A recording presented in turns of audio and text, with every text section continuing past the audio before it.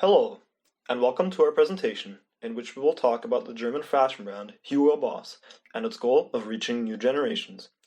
You will see our research on the topic and the recommendations we came up with in the end. In order to further understand Hugo Boss, we first defined the markets that the company is part of. We learned that it is not solely operating on a single market, but rather on several ones, including the leather goods, accessories, cosmetics, and the apparel and footwear, which they are emphasizing the most on. This market has been growing in the recent years in Germany, reaching a retail value of 68 billion in 2019, which is the highest out of all other European markets. Hugo Boss has a market share of 1.4%, which is the seventh highest. Another market where they are performing well is the German fragrance market, where the company that owns their fragrance line is market leader with 28.6% of all shares. Hugo Boss is part of the fashion industry, which has a global revenue of nearly 1.6 trillion euro. Narrowing it down, the brand can be considered as part of both the luxury and premium fashion sub-industries. That is because Hugo Boss operates with two separate brands, Boss being the luxury and Hugo being the premium one. While premium brands aim for functionality and quality with their products, the luxury ones strive for authenticity and status. The two brands of the company both target different customer groups and have two distinct differentiation strategies. While Hugo is positioned as a trend brand with attractively priced products intended to appeal the younger segment, Boss targets middle-class, financially stable customers and has prices up to 30% higher. It is, however, important to note that the Boss generates about 86% of total group sales, making Hugo accountable for only 14% of the revenue in 2019. This raises some questions regarding the current activities that the company is implementing to target customers of the younger segment and creates opportunities for a change. To gain insight on the different levels of the current events influencing the business world, we applied the pestle analysis. This was a useful tool for us to examine the macro-environmental factors that can affect the fashion industry in Germany, and we made it with an emphasis on the social-demographical factors because of the nature of our company's problem. We found out that Germany has the highest immigration rate in Europe, with 14% of the total population being immigrants, according to the UN. Moreover, our primary research showed that 38% of the survey respondents that live in Germany stated that they have a foreign descent.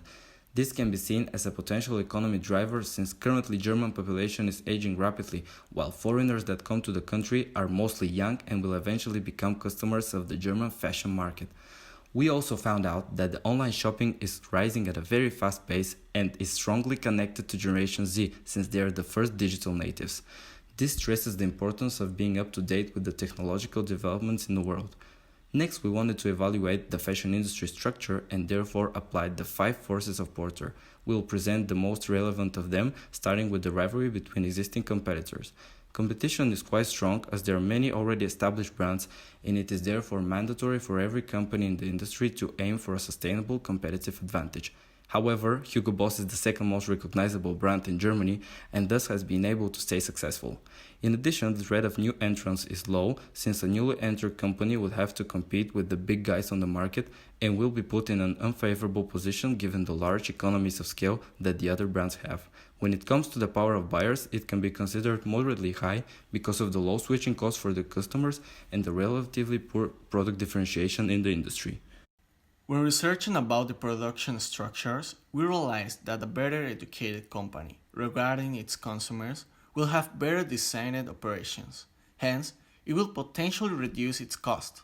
Moreover, global sourcing, lower transportation costs, decreasing trade barriers, and rising standards of offshore manufacturing are making the production of high-quality products easier and cheaper, thus enlarging the profit margins of fashion retailers. The inferior characteristics of fashion goods make the demand quite elastic, meaning that any internal mistake by a fashion brand that results in a price movement will have an immediate effect on the demand. When it comes to sustainability, we already know from the past that the fashion industry produces 10% of all carbon emissions globally and is also responsible for 20% of all industrial water pollution.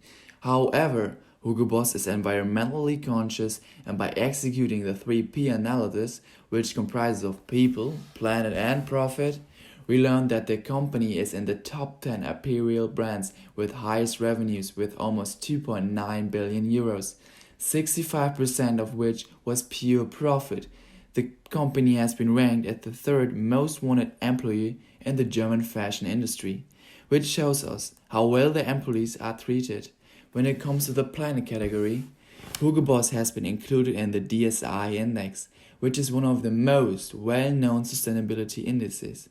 The company is committed to the Sustainability Development Goals of the UN and has contributed significantly to them with its activities and projects. The analysis of the economic environment helped us define our company's problem, which is the weak reach of the younger generation. Our whole research is dedicated to the creation of a strategy that will effectively enhance the reach of Hugo Boss on Generation Z. The main question that we formulated and built our research on is, what can Hugo Boss do in terms of marketing in order to expand its customer base by reaching Generation Z in Germany? After the formulation of the main research question, it was divided into several sub-questions. What defines Generation Z in Germany? What are Hugo Boss's current marketing strategies? And what are Hugo Boss's competitors doing to reach Generation Z? Since our problem regards Generation Z, it's important to start with a description of their distinctive features and traits. A member of this generation is generally considered to be someone who was born between 1995 and 2010. In Germany, around 10% of the population aged between 15 and 24, which is more or less the part of Generation Z that would be interested in fashion.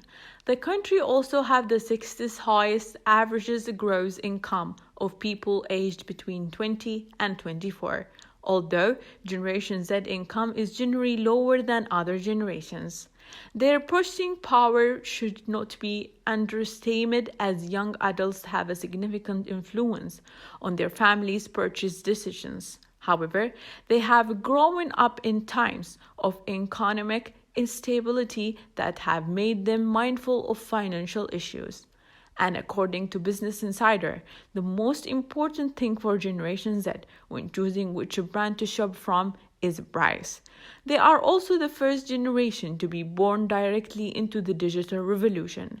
A survey from Urjanes has shown that 65% of Generation Z social media users follow brands online, and 43% of them have made a purchase directly through social media. Moreover, 77% of the respondents of our survey selected social media ads or influencers as the thing that affect their style the most. All of this represents the image of a social media shopper that begins to form. After we defined Generation Z's values, we examined Hugo Boss marketing strategies. The Boss brand is still focused on traditional communication channels with sponsorships in the sport and art segment targeting older and wealthier customers. Hugo, however, is mostly focused on digital communication channels to attract the young generation. While Boss has collaborated with several brands including Porsche, which has helped their growth, Hugo is lacking any brand collaborations. This is because the company has been working on differentiating the two brands and market them differently. Following this, independent online stores have been established and focused on differently, as the company is planning to quadruple their online sales by 2022. A variety of primarily digital events and campaigns are intended to further raise Hugo's profile and desirability. As part of its social media activities, the company is increasingly focusing on collaborations with brand ambassadors and influencers. The most prominent example is Hugo's contract with the British musician Liam Payne that the brand signed in 2019. He became the face of the brand, and soon after, a 1% increase in Hugo's shares of the total group sales was recorded. Currently, 70% of marketing budget is being allocated towards digital marketing, but the brand has expressed its intention to increase it by 5% in the coming years. Expanding of the company's presence in relevant social networks is something they plan to focus on as well. Currently, Boss performs better in each social media platform than Hugo, as shown in the table we created. It shows that some platforms are neglected by both brands, with TikTok being the most underdeveloped example. There, the youth-oriented brand Hugo has only 581 followers and no content uploaded, while Boss has about 34,000 followers and a few videos, which is still not much. If we have to benchmark against competitors, a brand that is ahead of pack in terms of marketing is Burberry.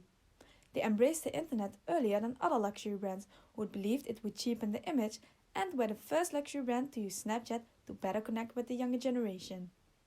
They maximize social media by collaborating with influencers and streaming content on Snapchat. The results were that Burberry achieved a brand value growth of 86%, despite the fact that only a little over 60% of the marketing budget was directed to digital advertisement, which is 10% less than that of Hugo Boss.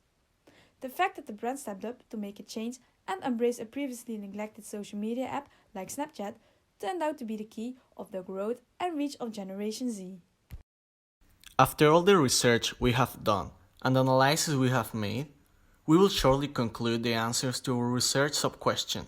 Firstly, we learned that members of Generation Z are savvy internet users who value innovation, like to shop online, and have a growing purchasing power. Next, we apprised that Hugo Boss has a poor social media reach, although the company plans to increase their investments in digital marketing. And lastly, we found out that it has proven successful for other brands to embrace new social media platforms. Based on our conclusions, we formulated our recommendations that act as an answer to the main research question. First, we examined the marketing funnel to determine the way to capture customers and saw that the solution needs to start from the top of the funnel, which is concerned with generating awareness. Since the importance of social media was already proven by our research, the first advice is for Hugo to strengthen its presence on the neglected platforms, and a perfect opportunity for this is the rapidly growing app TikTok. TikTok is a social media app that allows users to create short videos with music and filtering, providing an alternative version of online sharing. The target audience of the video sharing app is people under 18, and therefore it is all the hype among youngsters. In fact, from 2017 to 2019, user engagement on TikTok has increased by incredible 1,500%. Users spend an average of 52 minutes per day on the app, which is almost equal to the 53 minutes they spend on Instagram. Furthermore, TikTok has incredibly active users, with 90% of them accessing the app on a daily basis, according to the official statistics.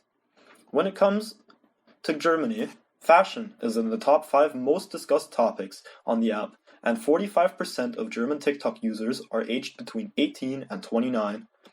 What all of this means for Hugo Boss is that it provides a perfect opportunity for the brand to start using a new communication channel that is almost entirely used by Generation Z members and will let them send their message to more younger people. The other recommendation for Hugo Boss is to start collaborating with other fashion brands. This has multiple benefits.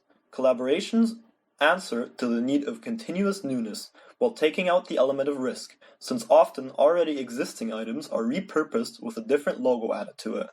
Moreover, traditional brands benefit greatly from these collaborations, enhancing their cool factor and allowing them to compete with other brands that are already admired by Generation Z.